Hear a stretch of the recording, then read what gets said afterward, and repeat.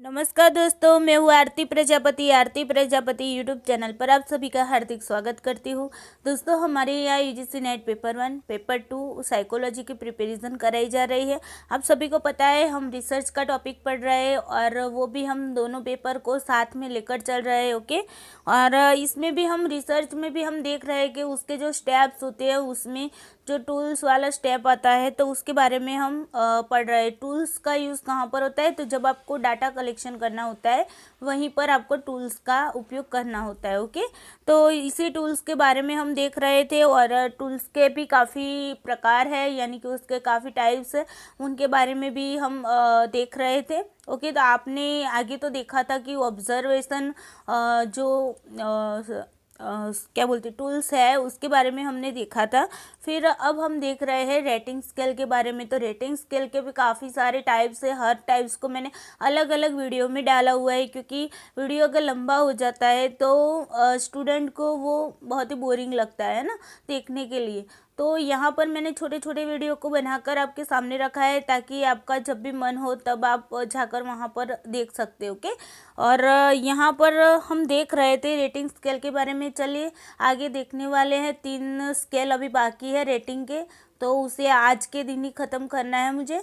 और चलिए टॉपिक पर जाने से पहले आप सबसे मैं रिक्वेस्ट करना चाहती हूँ कि अगर आपको ये वीडियो अच्छा लगता है तो प्लीज़ इसे लाइक करना ना भूलिए और अपने दोस्तों के साथ भी शेयर करते रहिए। यार जो शिक्षा होती है वो बांटने का काम किया जाता है ना। शिक्षा को कोई आप अपने पास रखने तो वाले नहीं है, किसी को दोगे तो उसे दुगुनी हो जाएगी। ओके, तो ये वीडियो की लिंक भी आप शेयर करते रहे जैसे मैं आप सभी को करती हूँ। ओके, और इस चैनल पर अगर आप नए हैं तो इस चैनल को सब्सक्राइब कर लीजिएगा ताकि इस चैनल पर जो भी वीडियोस डाले जाते हैं उसकी नोटिफिकेशन आपको सबसे पहले मिलती रहे। और दोस्तों, हमारे जो ग्रुप है टेलीग्राम में 2 ग्रुप चल रहा है। साइकोलॉजी का ग्रुप चल रहा है और पेपर 1 का भी ग्रुप चल रहा है। पेपर 1 के ग्रुप में डेली क्विज होती है शाम को 7 बजे और पेपर 2 यानी कि साइकोलॉजी की क्विज होती है साइकोलॉजी के ग्रुप में, तो वो भी डेली 7:30 बजे के आसपास होती है। जैसे पेपर 1 की क्विज ख़त्म होती है उसके बाद तुरंत ही हम साइकोलॉजी की क्विज स्टार्ट करते हैं। ओके,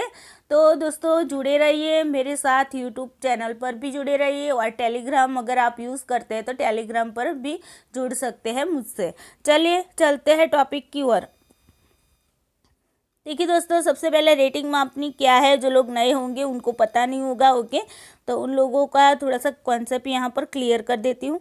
तो रेटिंग मापनी एक ऐसा शोध उपकरण है, ये एक रिसर्च टूल है। ओके, इसी तरीके के क्वेश्चन आपको दे दिए जाते हैं, कुछ नाम दे दिए जाते हैं जैसे कि ऑब्जर्वेशन हो गया, हमारा रेटिंग स्केल हो गया। ओके, तो इसी तरीके से आपको 4-5 विकल्प दिए होंगे और आपको यहाँ पर पूछा जाएगा कि निम्न में से शोध के उपकरण कौन सा नहीं है।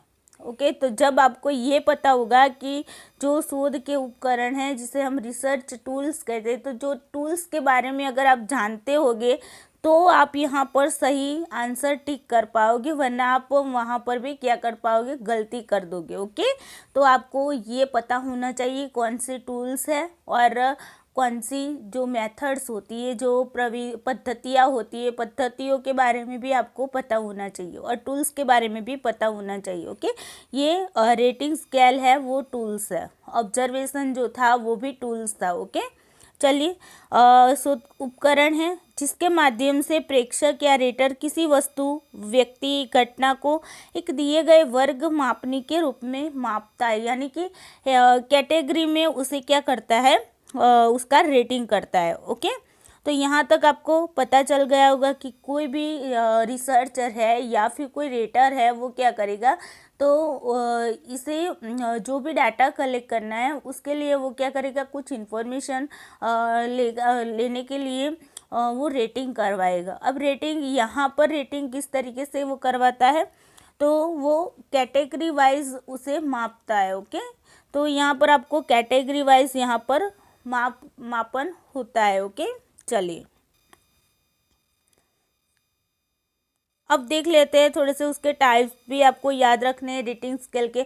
शायद क्वेश्चन इस तरीके से भी पेपर 1 में पूछा जाए। पेपर 1 वाले ये ना सोचे कि मैम इतना डीप में पढ़ा रही तो वो हमारे लिए काम कर नहीं, कहीं से भी आपको क्वेश्चन आ सकते हैं। आप देख लीजिएगा प्रीवियस ईयर के पेपर्स, कहीं से भी उठा के डाल दिया है क्वेश्चन। ओके, तो आप यही पढ़े होंगे तो ये आपको PhD में भी काम आने वाला है, MPhil में भी काम आने वाला है। जो एंट्रेंस एग्जाम होती है ना, उन सभी में डिप में ही पूछा जाता है। ओके, तो यहाँ अगर आपको नेट में अगर इससे रिलेटेड कोई क्वेश्चन नहीं भी आता है तो आपका PhD एंट्रेंस में भी आ सकता है, MPhil में भी आ सकता है। आप जो सेट की एग्ज़ाम दे रहे हैं अपनी स्टेट से, वहाँ पर भी आ सकता है। ओके, तो आपको डिप में पढ़ना चाहिए, ये मेरी राय है। ओके, चलिए, ये राय माननी ना माननी आपकी मर्जी की बात है। चलिए, यहाँ पर रेटिंग स्केल की अगर बात की जाए तो नंबरिकल स्केल जो मैंने आपको बताया था नंबर वाइज होता है ना, 1 2 3 4 5, इसके भी 3 टाइप्स मैंने आपको बताए थे। ओके, जिन लोगों ने वीडियो नहीं देखा है इन सभी का वो आगे जाकर देख लीजिएगा, प्लेलिस्ट में मिल जाएगा। ओके, चलिए, ग्राफिक स्केल जो आकृति के रूप में होता है, परसेंटेज स्केल जो मैंने आपको बताया था जो परसेंटेज के रूप में होता है, परसेंटाइल के रूप में होता है, जिस तरीके से हमारा रिजल्ट बनता है ना, उसे ही हम परसेंटेज स्केल कहते हैं। अब आज देखने वाले हैं स्टैंडर्ड स्केल के बारे में। चलिए देखते हैं स्टैंडर्ड स्केल क्या कहता है हमें।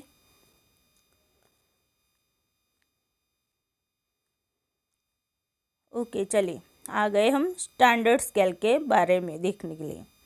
तो मानक मापनी हिंदी में बोला जाए तो मानक मापनी, बहुत सारे स्टूडेंट हैं हिंदी वाले हैं इसलिए लिखना पड़ता है, हिंदी में ही पढ़ाती हूँ। ओके, चलिए, मानक मापनी जिसे इंग्लिश में बोला जाता है स्टैंडर्ड स्केल, या तो फिर आप ये भी बोल सकते हैं स्टैंडर्ड रेटिंग स्केल। ओके, चलिए, इसमें रेटर या प्रेक्षक को पहले से कुछ मानक प्राप्त होते हैं। देखिए यहाँ पर क्या होता है, पहले से ही इसके जो नॉर्म्स होते हैं ना वो क्या किए जाते हैं, तय किए जाते हैं। ओके, जिस तरीके से परसेंटेज में हमने देखा था कि पहले से ही तय किया जाता है कि भाई चलिए 60 से लेकर 69% जिनके भी हो गए वो लोग किस में कहलाएंगे, फर्स्ट क्लास में आ जाएंगे, है ना। तो इसी तरीके से यहाँ पर भी क्या होता है, मानक जो होते हैं, जो स्टैंडर्ड होते हैं, वो क्या पहले से ही तय किए जाते हैं। ओके, या शोधकर्ता द्वारा उपलब्ध करा दिया जाए, या तो फिर उसे बता दिया, जो रिसर्चर होता है उस वही सामने जिन पर उसे रिसर्च करना है, जिनसे उनको क्या इन्फॉर्मेशन निकालनी है, उन लोगों को बता देता है कि भाई यहाँ पर ये सारे स्टैंडर्ड दिए हुए हैं, उनमें से आपको किसी को सिलेक्ट करना है। ये वाले स्टैंडर्ड का इतना रेटिंग है, ये वाले स्टैंडर्ड का इतना रेटिंग है, ये वाले स्टैंडर्ड का इतना रेटिंग है। इस तरीके से पहले से ही क्या किया जाता है, बता दिया जाता है, या फिर तय किया जाता है। तय किया जाता है तो वहाँ पर ऊपर लिखा ही होगा कि चलिए भाई ये मानक है, ये स्टैंडर्ड है तो उसका 5 पॉइंट मिलेगा, ये स्टैंडर्ड है उसका 4 पॉइंट मिलेगा, ये जो मानक है उसका हमें 3 पॉइंट मिलेगा। इस तरीके से लिखा हुआ होता है, या तो फिर रिसर्चर खुद से बता देगा। ओके, चलिए आगे देखते हैं। इस मानक का मापनीय मूल्य पहले से ही निर्धारित होता रहता है, ये मैंने आपको अभी क्लियर करा दिया। चलिए, यहाँ रेटर का कार्य दिए हुए व्यक्तियों या वस्तुओं को मानक से मिलाते हुए रेटिंग करना है। यहाँ पर जो रिसर्चर होता है, रेटर होता है, उसका काम क्या होता है कि मानक के आधार पर उसे क्या करना होता है, रेटिंग देना होता है। ओके, मानक मापनी के इन नियमों पर आधारित करके मनोवैज्ञानिकों ने 2 प्रमुख मापनी बनाई। देखिए यहाँ पर सिंपल सी बात है, कुछ भी इतना ही वो नहीं, हार्ड नहीं है। आप लोग सोचते होंगे ये क्या है, ये क्या है, ये कुछ भी हार्ड नहीं है। ओके, चलिए मैं आगे एग्जांपल के थ्रू आपको समझा दूंगी ताकि आपको अच्छे से समझ में आ जाएगा। चलिए सबसे पहले यहाँ पर थोड़ा सा डिटेल्स ले लेते हैं। तो जो ये मानक मापनी के जो भी नियम है, जो मैंने आपको बताया कि पहले से तय होता है, मानक पहले से तय होता है, या फिर रिसर्चर क्या करता है, सामने वाले को जिनके पास से उसे इन्फॉर्मेशन लेनी होती है उन लोगों को पहले से मानक बता देता है, और मानकों के आधार पर वो क्या करता है, रेटिंग करता है। ये उसके नियम हैं, और उसी नियमों के आधार पर मनोवैज्ञानिक ने 2 प्रमुख मापनी बनाया। देखिए ये मनोविज्ञान का पार्ट भी है, इसलिए मैंने इसे यहाँ पर रखा हुआ है। ओके, तो मनोवैज्ञानिकों ने भी इसी के नियम के आधार पर क्या किया है, दो प्रमुख मापनी बनाई हुई है, यानी कि दो स्केल इसी के आधार पर बनाई हुई है। अब देखिए यहाँ पर पेपर 1 में भी एक क्वेश्चन आ सकता है। ओके, मैं अभी बोल रही हूँ आ सकता है, कुछ लोग यही सोचेंगे कि मैम तो ये मैम ने कहा था आ सकता है तो क्यों आया नहीं, ये सब बातें नहीं होनी चाहिए। मैं आपको जस्ट समझा सकती हूँ। ओके, मैं जो पेपर का निकालने वाले हैं उनके पास जाकर बैठने वाली नहीं हूँ।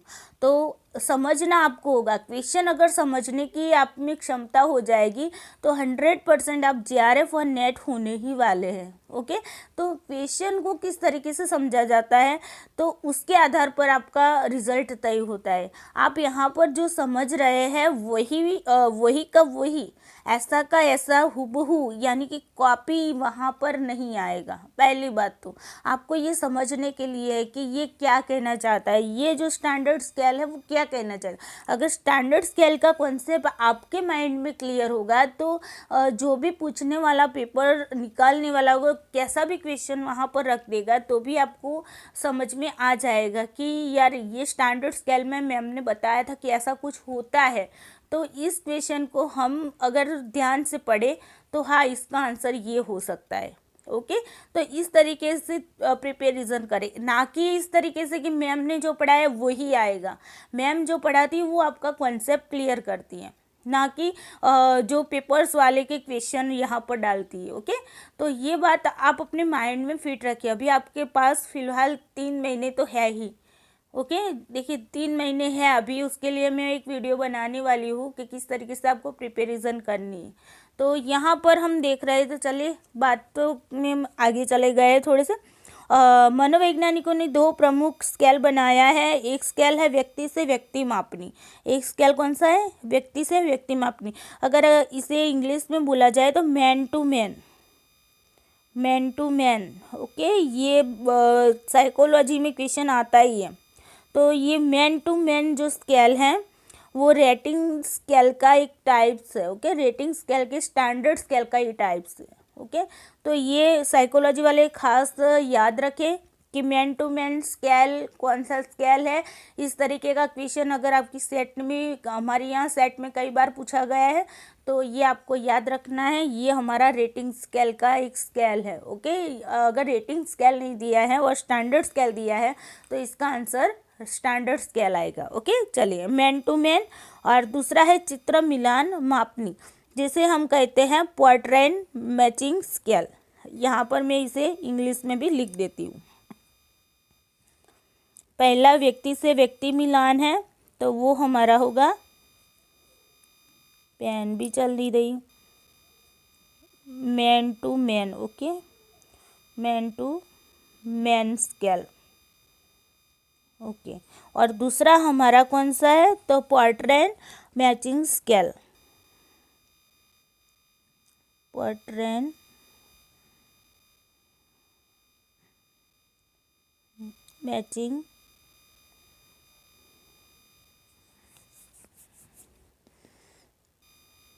Matching scale. ओके,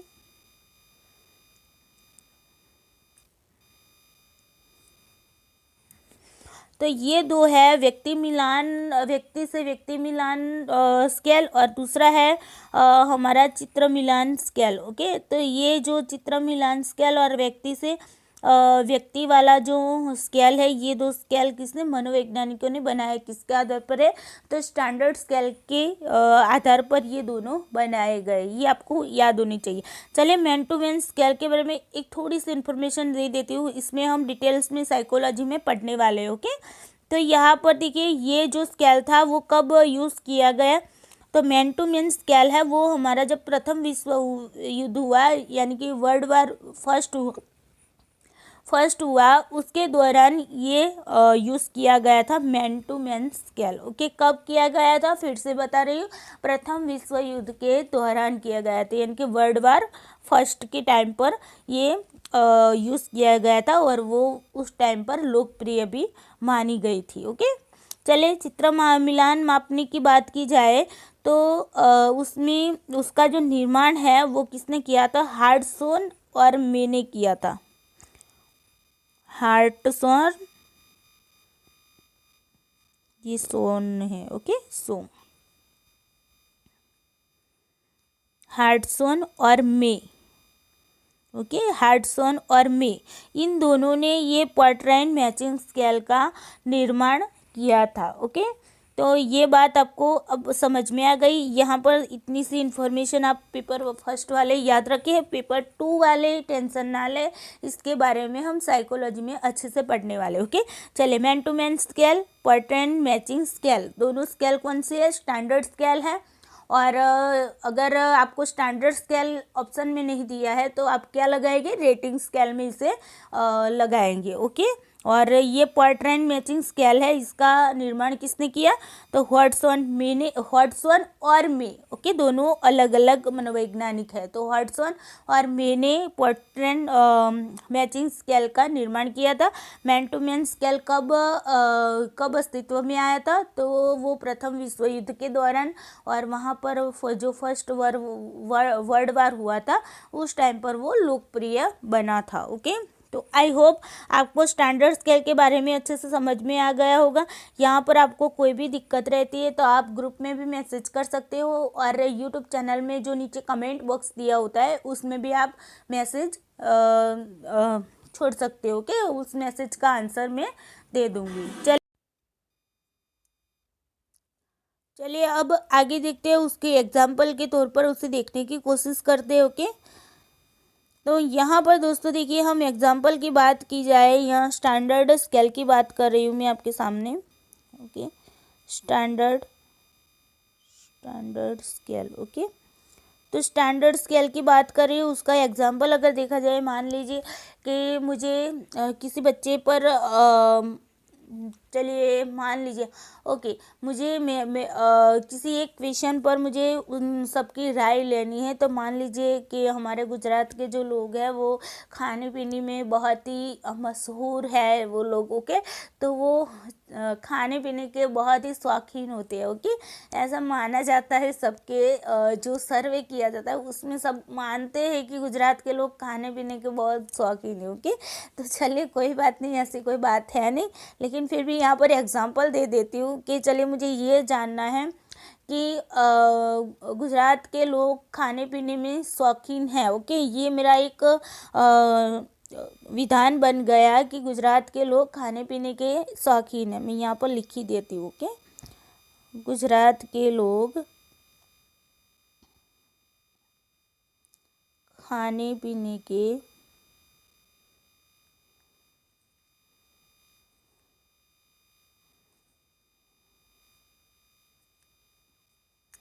शौकीन है। ओके,